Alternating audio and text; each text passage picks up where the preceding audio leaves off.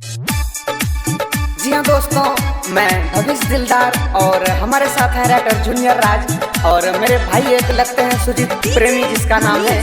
तो आइए eagles studio में गाना गाने जा रहा हूँ। Music by Eagles studio.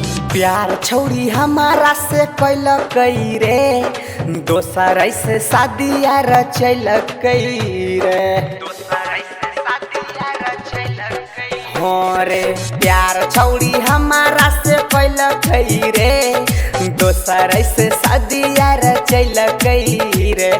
हम नहीं जानली ऐसे होते बेवफाई, हमरा के देखी मुश्किल कई रे।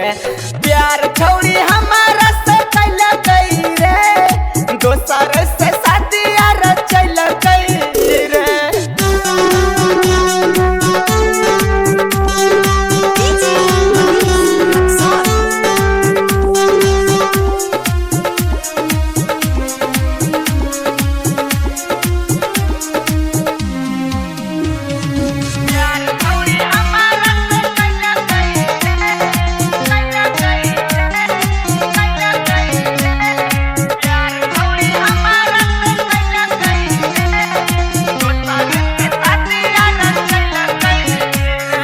बचपन से संग रह के होले उसैन रे, हमारा पे छौड़िया लगल कइले जाम रे।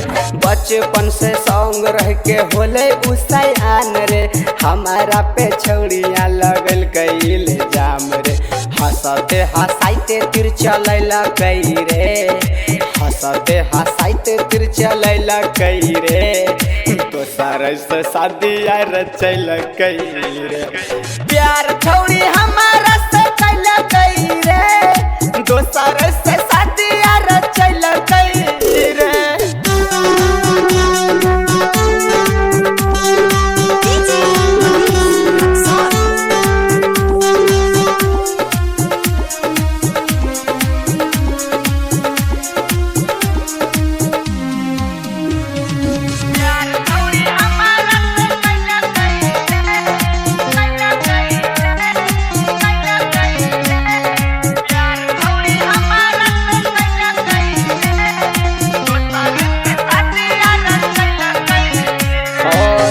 लिखे जूनियर सिकुन भविष्य विचार के, छौड़ी आया धूरा रख दलक हमारा प्यार के।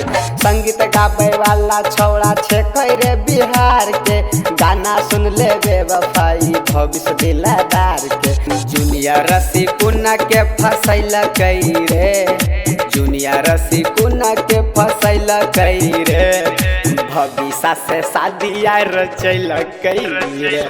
प्यार छौड़ी हमारा से कैल कई रे, दोसर से शादी यार चल कई रे। मार डाली छौड़ी सब।